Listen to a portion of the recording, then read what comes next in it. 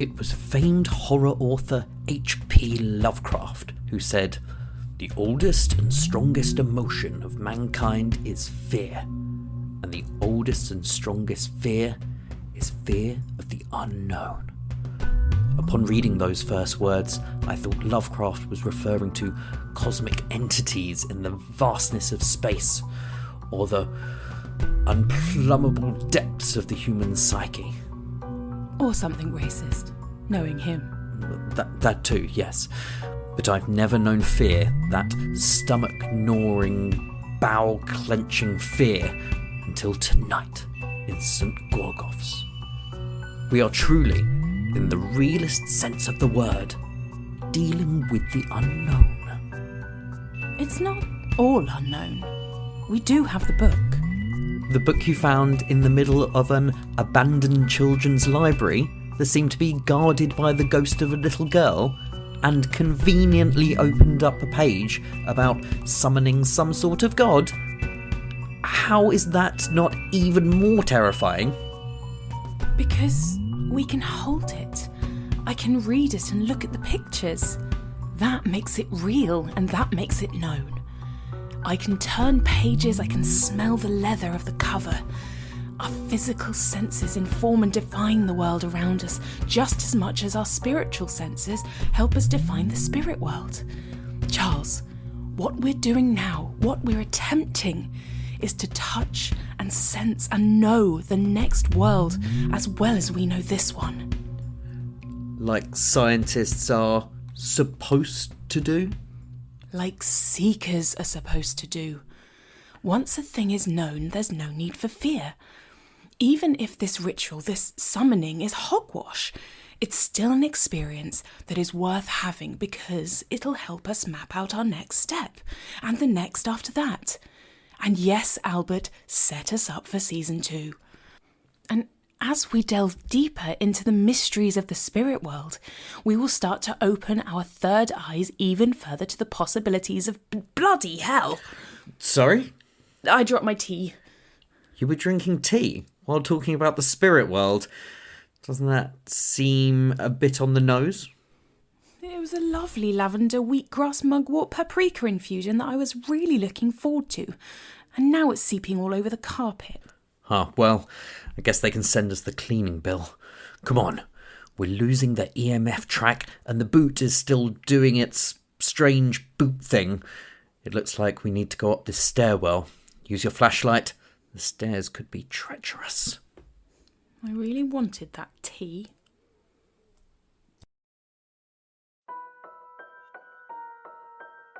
You were very explicitly told by the librarian to run from the two shadowy beige figures who were sucking all of the color out of the hallway. She yelled something about it being the dull ones and told you to get out to find the metaphysics lab, where apparently the second boot is being held. The metaphysics lab. The metaphysics lab! And to keep those boots from stomping together, from knocking. Cannot be you don't together. Want those, yes. You do not want those boots to knock. Because the foot with no toes, the foot with feet, with more with feet. other feet. And then other feet coming off of those feet. And they get 2 boots and we're in trouble. Yes. They've already got 1 boot. The dull ones, whoever these nightmarish beings are. That's confirmed, or we presume they've got? We're presuming. I don't know. Okay. Somebody stole the boot. Somebody stole the boot. And I have so strategically placed mysterious evil beings from another dimension between right in the middle of all the of gymnasium and the metaphysics laboratory where we are. So you are running down the hallway. And flapping. Flapping down the hallway. Hopping down the hallway. As much as Harkle Two Tails runs, I guess we're running. Yeah, I mean, are you this type of Snallygaster who also has wings? Because I've seen Snallygasters with and without wings. Okay. Yes, I have a very small, undersized, cherubic-looking wings that wouldn't lift someone 1/10 my size off the ground. Cherubic, I like that. Yeah, they're fluffy white angel wings. Yes, very small. So do the three of you, even though your wings really don't work, or do the three of you judge Leonard a little bit for not having wings? No, I think it's kind of cool. No, I mean, no. I got plenty of other things to judge Leonard for. He's got nice legs. What do you mean? He's got Haunches. It's haunches. Yeah, my haunches, yeah. If he had wings, he wouldn't bump his butt on the ground every time he hopped, but nothing you can Nice do about haunches. that. Nice haunches. I bet he Well, you're works getting out. a good look at those haunches as he tears down the hallway. Hippity hop. So the librarian was going to show us where the metaphysics lab was?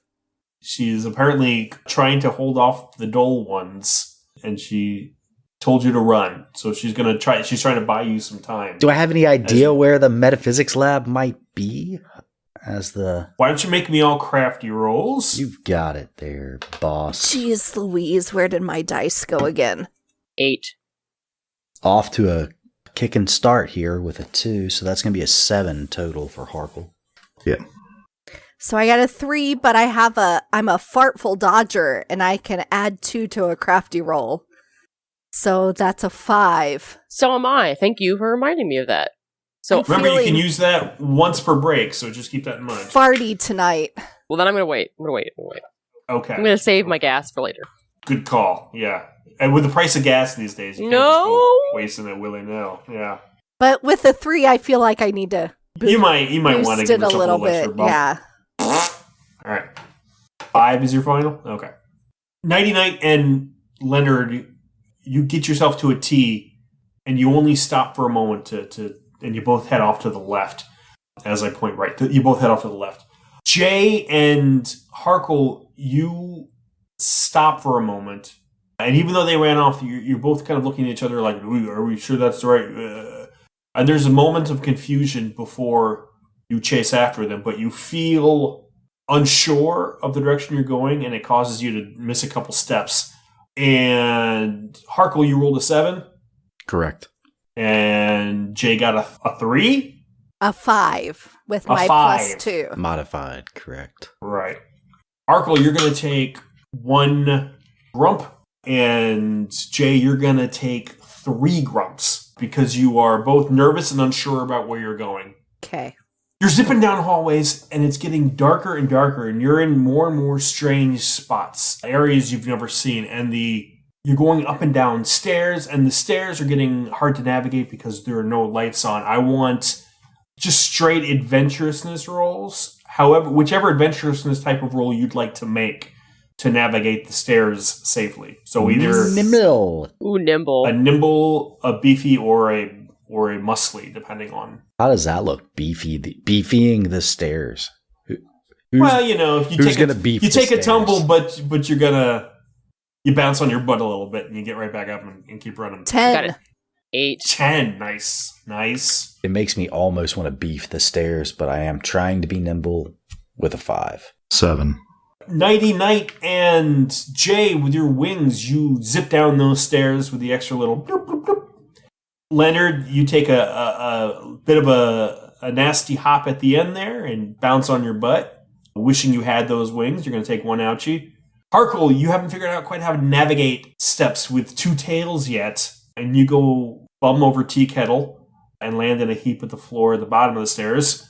And you can take 3 ouchies. Oh, that's going to put me on a timeout. And Harkle is out skis Again. at the bottom Wow. of the stairs. Yeah, as many times as I dodged taking damage with my previous character in Season 1, I've taken all of that damage here in Season 3. So 921, I'll be back in. I paid attention in Season 1 to how often you guys didn't take any damage, and I have been purposely being a jerk this time. Oh, I love it. Much damage as I can. I'll be back in 5.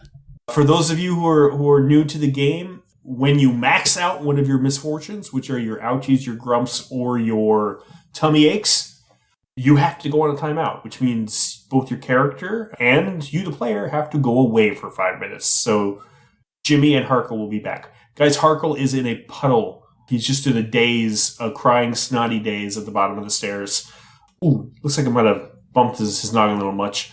At the top of the stairs, from where you just came, you can see all of a sudden these 2 circles of light come sort of playing over the stairwell as if something is walking down the hallway and shining a light towards the stairs, and you're just starting to see it kind of flicker on and off. You need to keep moving. Keep running. Harkle's not going anywhere. Oh, I feel like because I'm a moth, I'm kind of attracted to that light and curious. Oh, why don't you give me a guile roll and let me know what you come up with? 9. Okay, when you roll, you have to make that face every time because it worked. Yes, I do. Yes. You're in a problem now. Harkle is snotty mess. The light's getting closer. And Nighty Night has turned around and started going back up the stairs. What is Harkle's friend's name that's the glob? Bob the Glob. Is Bob in timeout as well? Or can Bob, maybe lift him and follow us? If we, encourage him. Give me an adorable roll to see if you can. And tell me what you would say. What would you say to Bob the Glob to get him to carry Harkle along? 5. Do I have anything that adds to adorable? Not really. Can I help out with some encouragement? Yeah. Are you encouraging at all? Yes. Please. You want to give it a roll there too, Leonard? Because I'm going to tell you, Bob's not listening at a 5. Yeah. What am I rolling with? Sorry. Make me an adorable roll. Come on, Bob. Come on, buddy. 6. Yeah, Bob's not moving. Nighty Night. As you get closer to the light, you feel more and more a sense of unease, a disturbing quality. You're going to take 1 tummy ache, and I need you to roll me a straight precociousness roll. 5. Wait, precocious, where am I? 5. Take 1 more tummy ache, but you do manage to kick up so much moth dust that you sneeze yourself kind of out of the transfixing light and turn around. But the lights are now much closer. You guys need to move now. Leonard? What should we do? Can we leave him? Should we come back for him? I wouldn't leave him, no. Can you, push him from behind if I, call him on my back? Clump, clump. What if we put our wing power together and I grab his arms, you grab the feet, and we flap as hard as we can? Let's try that. And I'll push from behind. Leonard pushes from behind, The hopping old- into him. Yeah. The old flap and muscly push. rolls, all 3 of you. All the old right. flap and push. Muscly rolls. Beefiness. Hang on. Beefy. Ooh, 10. Okay. 5. Ooh, it's all on Jay here. Jay, what do you got? 9. I can use I'm going to eat a cookie. Okay. And I'm going to get a +1 to a beefier skill challenge. So that'll be a 10. So that's 2 10s and a 5. That is sufficient to get Harkle up. You are managing to kind of carry him a few inches off the ground. Leonard, you are no help whatsoever. Even with those haunches. Even with those haunches. Leonard, you're trying to push him along. Na. Hey. Goodbye. Now we're going to get sued. We're going to have to owe rights for that song. Leonard, I actually need you to make me a Nopes roll, because as you are kind of sitting there trying to get them up and moving, you see the 2 forms now in the doorway. Harkle, we're saving you. Whoa. 7 and max is 7, so You're good. You hit it. All right. Harkle, you wake up from your little... problem? You might have been knocked out, which is really dangerous for a child to be unconscious for 5 minutes like that. There's probably going to be some... not all serial killers had severe head trauma as children, but there's definitely a bit of a trend there that we may have to look back on in a couple of years to see how you're doing. But you are being carried through the air by Jay and Nighty Night. Ooh. While Leonard kind of follows behind and, tries to help. I think I've got my legs. I have re-rolled my ouchies. Your ouchies max. What's your new max 6. number? Okay, not bad. Harkle is up and moving if you guys want to put him down, but you have managed to get out of the stairwell. But those weird beige super dull forms were starting to come down the staircase, shooting their strange hypnotic lights every which way. We are running again. Towards the end of the hallway, you see light coming out from one of the doors. The door is closed, but there's a play of light coming out from underneath it. It's the first room with lights that you've seen, but you are also in a part of the school of St. Guelgoff's that A, you've never been to before, and B, is usually considered off limits. It's part of the older. You get to the older part of the school where it's been shut down. It's fallen out of disuse, or probably cursed, something along those lines. But there's a room with a light, or you could keep running down the hallway as fast as you can and hope that you can outrun the dull ones. I need to go in the room with the light. I'm curious. Absolutely. It's almost like I plan it and don't really give you any other options because I'm trying to accomplish something in little episodes. Okay. It's called plot armor. It's called plot armor. Railroad. Chugga chugga. But not Doug the Train. He's not in this one. Don't worry about that. Doug. Or is he? Hello, children. All right. The infamy. Hey there, Buddlers. It's Jason from Even Footing Games. They asked me to do a spooky ad about Anchor FM, and the spookiest thing I can think of is not knowing what Anchor FM is. If you haven't heard of Anchor by Spotify by now, it is the easiest way to make a podcast, and it's got everything you need all in one place. Anchor's got tools that allow you to record and edit your podcasts right from your phone or computer. And when you host on Anchor, you can distribute your podcast on listening platforms like Spotify or Apple Podcasts or any of your favorite podcasting apps. It's everything you need to make a podcast in one place, and best of all, it is free. So go to anchor.fm or download the Anchor app today to get started. Boo!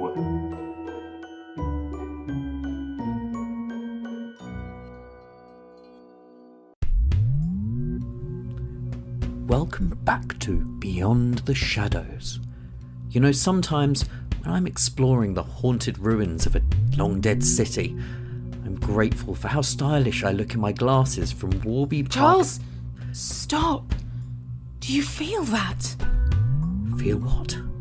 A tingling in the air, like the static that comes off a labradoodle after you've given them a really good sponge bath. We're close to something magic. With a K. You know I don't believe in magic, Helena. With a K or otherwise. Even ghosts, these entities we're chasing, are most likely just existing in an energy spectrum that we can't identify. It's just something science can't explain yet. Charles, you're very dear to me, and I adore your trust in science. But shut it. You're out of your element here. We are near to something that I feel a kinship with. Something that perhaps feels our world much like I feel theirs. I need to know what it is. And maybe it'll say something into your broken staticky radio. That would be neat. Come on, I feel it coming from this way. Sorry, chocolate boot. Looks like we're taking a detour.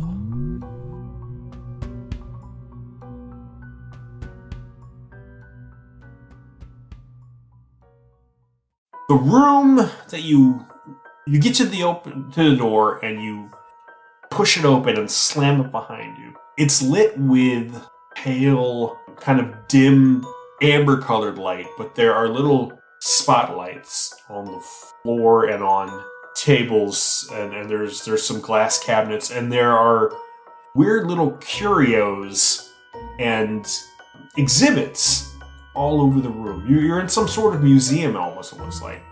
And right by the door, there is a sign next to a box that says Madame Bratvaski's Den of Mysteries and Secret Knowing.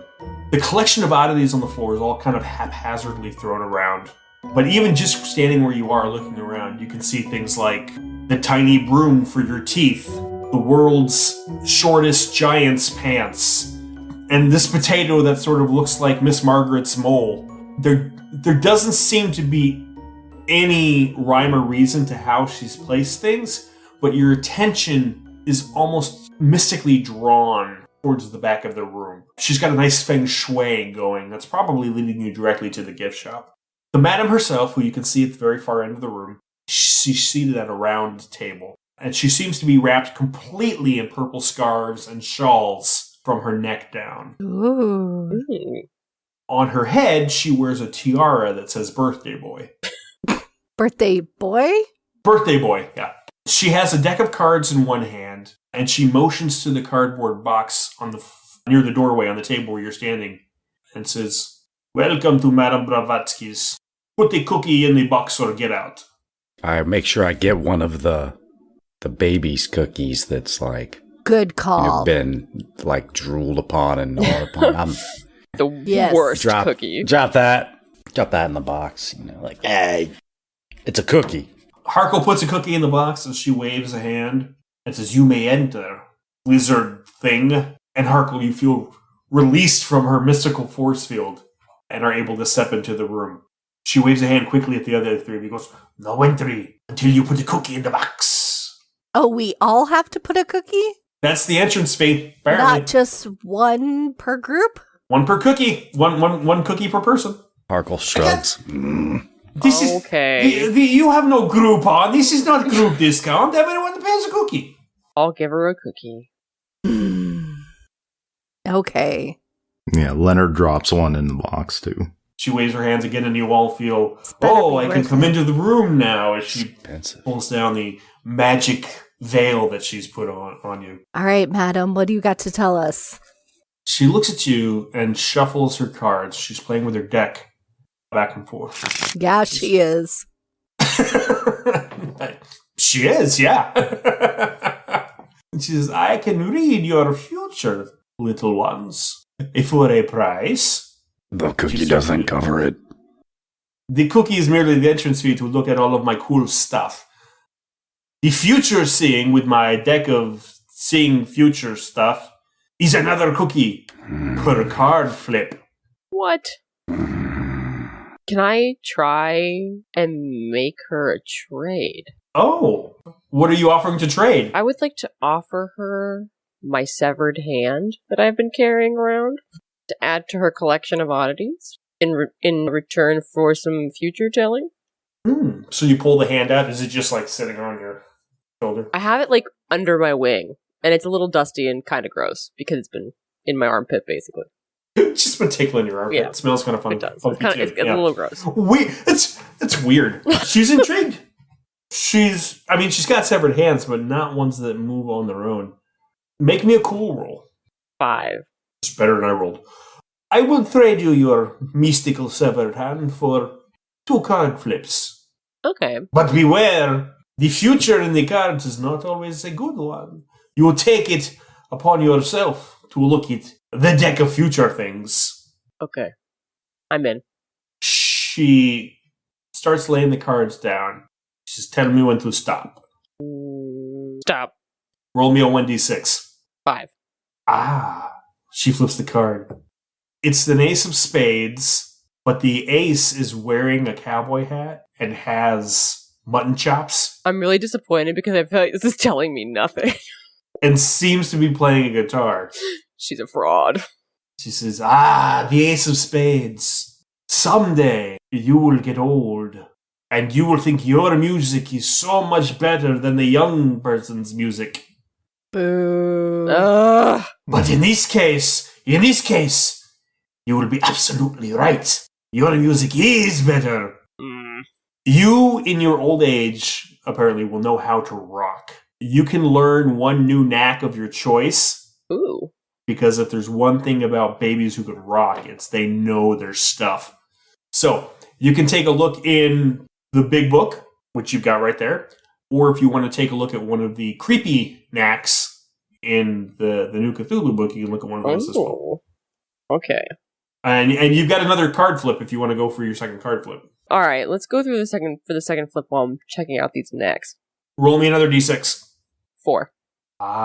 She flips it over, and it's a baby sleeping with their thumb on their mouth and little goodnight moons floating over their head. I don't know, whatever babies dream about. The nap card. I see. The nap card does not always mean what it seems to mean. It can mean change. It can mean new directions, a rebirth. But this time, though, it means a nap. And she snaps her fingers and you fall right asleep. Ashley, you were on nap time. You need to step away from the table for 5 minutes. What? You have been put on a break. Can I choose my knack? You can choose it while you're away from the table. Bye-bye. Come back in 5. Let me know how it goes. Take those headphones off, young lady. You can't listen in. Yep. Guys, I think we need to get out of here and find that Nighty lab. just goes down. Thunk. And she's just snoring. Madame Bratvatsky shuffles her deck. Anyone else care to tempt the fates? No. Yep. I'm curious as to what my future holds. Harkle, I pull out. Lizard bird boy, what have you got? I pull out a don't do book it. that I All right, found roll me a earlier. D6. Good, Yeah? Good night, hideously portentous moon. Oh, you What'll throw this the book get me? at you? Yeah. Yeah. She takes it. She's like, I like the artwork. It's whimsical. 1 card flip. I'll take it. Roll me a D6. Whoa, off the table. Wow, 3. Lucky 3. I'm going to say for everything. She flips the card. The picture on the card is a kid with big, spiky red and blonde, like triangle hair. And he's pointing and yelling. The card master card. You will someday become a master of whatever it is that the kid on the card does, which I guess is yelling and having spiky hair. Congratulations! But with your mastery comes more. And she waves her hand in that mystical way. And you feel yourself either, and I'll let you make the choice here, that you can handle, you can take a +1 to either your ouchies, your tummy aches, or your grump smacks, your choice. Ouchies, tummy aches, or grump smacks? This will be a permanent +1 to one of those. Yeah. A permanent, so I put +1 at, like after ouchies. I'm Yep. gonna Are you going to put put it that- on your ouchies? Yep. Yeah. So that'll take my current 6 up to a 7. That's awesome. That's always going to be my roughest. The cards. Anybody else want to try their luck with the deck? No? Oh, you guys are boring. All right. What do you think, Leonard?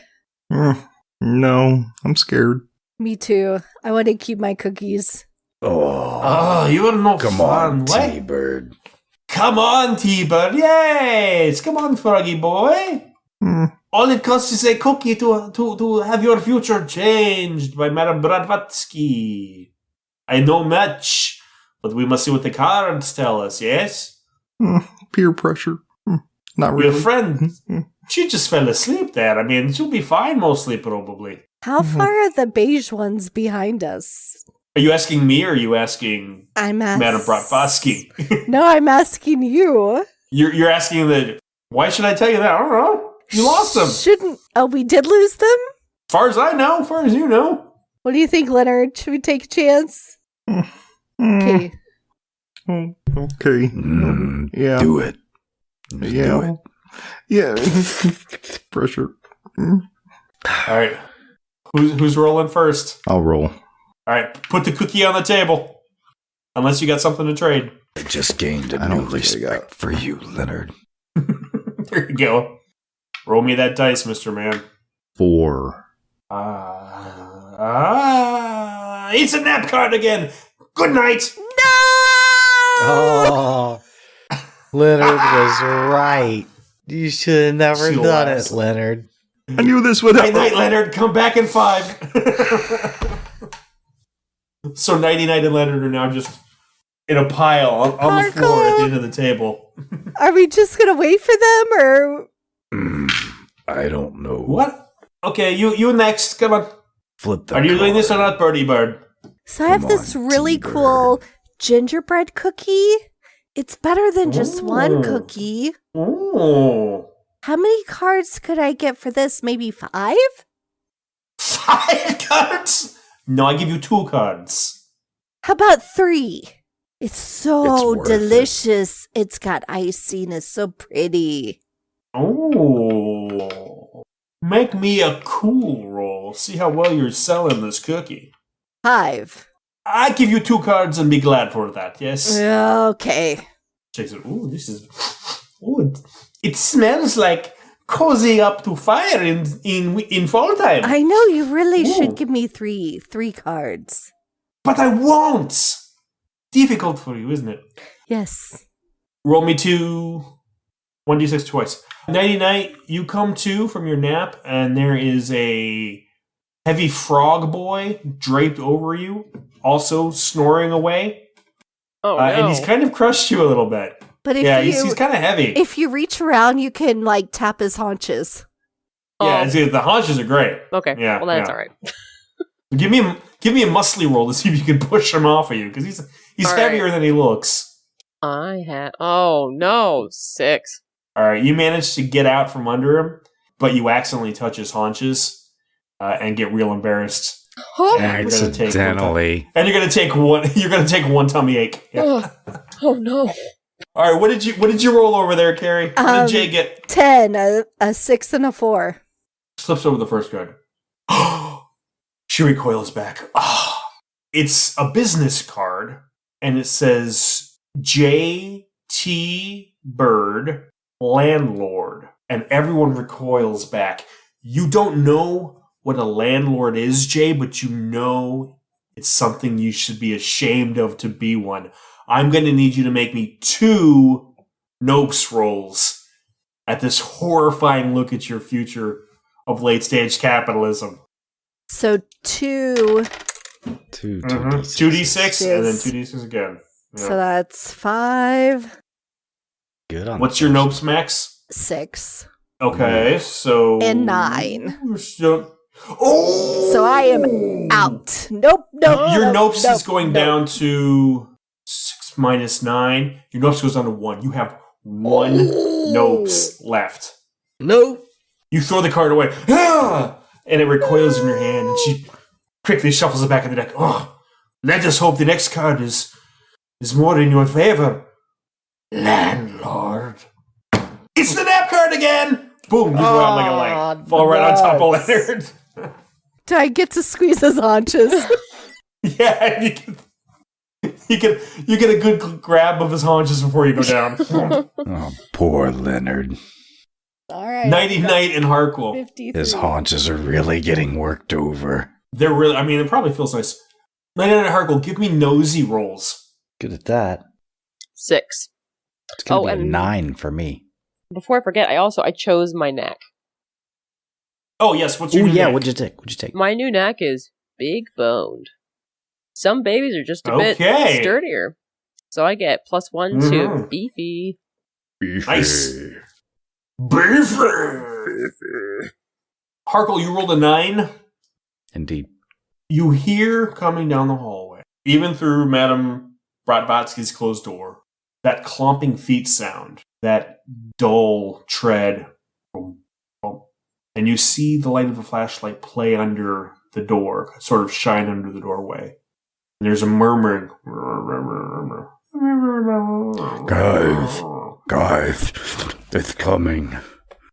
Guys, it's coming. The boring is coming. What he's coming? What he's coming? The boring. Wizard Bug Boy? The boring thing. What is this building? The doll. Doll? What did It's boring great. people are coming? Maybe they want to take a look at my my museum. Maybe that will make them not bored. I should go and invite them in. Yes, You should go check it out. I will go check it out then. Okay, new customers. This is very exciting. I normally don't get customers. Madame Bratvatsky opens the door, and the lights shine in your eyes, almost blindingly. Well, that's not very dull. And she and she looks up the 2 forms and says, "Oh, hello, welcome to gee, I don't know. I guess it's my room with And the cards fall out of her hands as her arms just go limp, and she drops her deck of many future seeing things on the floor, and just sort of dissipates in a whiff of smoke, of fog, of color, just Not like the vampire kids, dusted. They very definitively, poof, were gone. She just sort of ceases to be. And you hear one of the voices say, I think it was one of those shadow children that we've been hunting. I wonder if there are more of them in this room. And the flashlights start to make their way around the room as the beings come in and begin to search. And they're getting closer. What do they look like? Can you describe them to me? Imagine shadow forms, but instead of being black like shadows, they're tan, they're beige, but it's more like the absence of color, but not in the sense that white or black is. More it's the absence of the idea of color. They seem to suck all of the emotion and the sense of weirdness into them. And in their wake, you can see wherever the light plays over and wherever they kind of step, the wallpaper just turns to a boring paisley. The carpet, instead of being the weird, overly shaggy, purpley ooze carpet that you're used to, it's just a short beige that, you could probably vacuum with the low carpet setting on your Roomba. It's like they're normalizing everything. I say, guys, quick, get Jay. We gotta go. And I'll What's look happening? for a way out. Can I get a crafty to try to find Where a quick am I? exit from this location where we can get away? You're gonna need, give me a crafty roll to see if you can find a way out. They don't seem to see you. It seems to be Take that. A 10. more of a proximity thing. They have to gotta be real close. 10 is good. They are coming around opposite corners of the room, playing their lights. So you see an opening straight through them, basically. If you move fast, you might be able to split the goalposts and get right between them. But you noticed, Harkle, that they didn't seem to notice Madame Broadswords until she was right up close to them. Then they kind of zeroed in on her. So it might be a proximity thing, So if you get too close, they might notice and turn their gaze on you. I point it out and say, But be careful, don't get too close. and I'm just going to make a beeline for it. You gonna run lead for the it? way, yep. Nimble. That +1 pays off. Hey, maybe not. 6? What order are you guys all running in? Who's going after Harkle? Can I still Is anyone going after Harkle? Or? can I still choose to hide? I just woke up. You can try to hide, yeah. So Harkle runs. Nighty Night, give me a hide. So we're going to call that a cool roll because you're trying not to be noticed. Because they're scary and I don't want to be seen. Yeah, Carrie, the 2 dull things are in here. 5. Scanning. Okay. How about Jay? You're just waking up. You probably missed Madame Broadswords dissolving into a cloud of nothingness. Yes, I did. 2 dull things. Yeah, so that's kind of... So Jay just kind of wakes up and just in time to see Harkle run out the door and Nighty Night put a blanket over her head, but you can still see her legs sticking out from under the table. Oh. What would you like to do? Well, I think I'm going to hide as well. So All right, give me a cool roll then, Leonard. And you're running, Jay? Give me a nimble roll. 9. And I got an 8. How about you? Leonard, you bounce and jump up on top of one of the curio cabinets and manage to kind of hide yourself back in the shadows above their eye level. Jay, you start flapping towards the space that Harkle kind of pointed out and overcome him and get out of the room. The form on the right plays its flashlight towards the fluttering blankets that Nighty Night is trying to hide under, while the form on the left hears the scuttle of feet, many legs on a carpet. And their flashlights start to drift in your direction. And in the wake of the flashlights, all of Madame Broadswords' cool stuff loses its luster. The tiny broom for your teeth, it's just a flashlight. The potato that looks like a mole, it's just a potato. You feel them getting closer and closer to you. And that's where we're going to end for the night.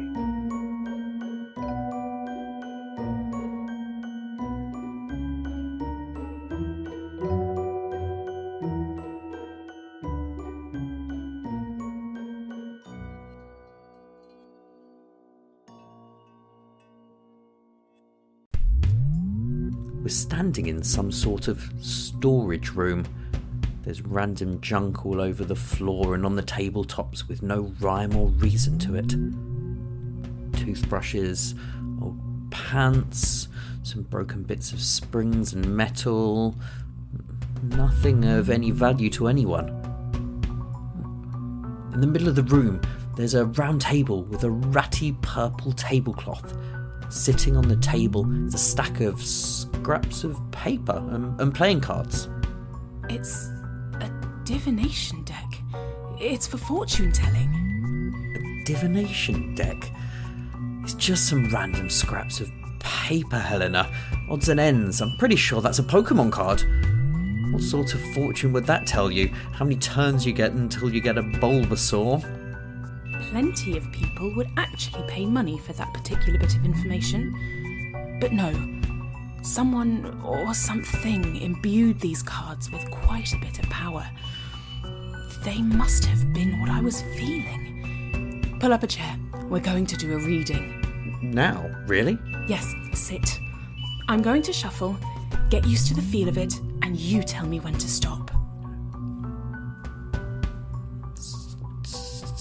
Stop. The first card represents the past and the echoes of what once was. It appears to be a drawing of an austere and serious man glaring disapprovingly at the frivolity all around him. It's a picture of Ron Swanson from Parks and Recreation. Seriously? Yeah, see? You can't miss the moustache. Well, all right. Ron represents a severity of purpose, sternness to the point of inflexibility. This was once a place where creativity and joy were stifled and snuffed out in the name of calmness and sanity. It could also mean coming to a task with an unwillingness to let go of preconceived notions. St. Gwalgos was known as a rather severe example of that era's mental health facilities, so that tracks. Pull another. Ah, the present. It's a library card. I feel that it represents learning, scholars seeking knowledge. That's us, you and I. We're seeking knowledge. Yes, it's us, but it's also more than us. We're not the only ones who are seeking something here. Well, I'd say the library card checks out. Ugh, edit that out, Albert. Okay, last card. This one is... I don't know. This one is... I don't know. It's just a torn piece of paper. Nothing written on it, no words or lines, just a tear halfway through. I don't really get any sort of feeling from it other than, well, dread. Fear of the unknown. If it means nothing, then it could mean anything. I suppose that means we just need to be ready for whatever may come across our paths from here on out. Charles, slowly turn around and shine your flashlight towards the top of the armoire by the door. Tell me what you see. Oh, just a pile of junk. Rags or something. Nothing to be... Wait. Are those eyes? I think so, yes. And under the counter on your left. I see it now too. And over by the glass cabinet.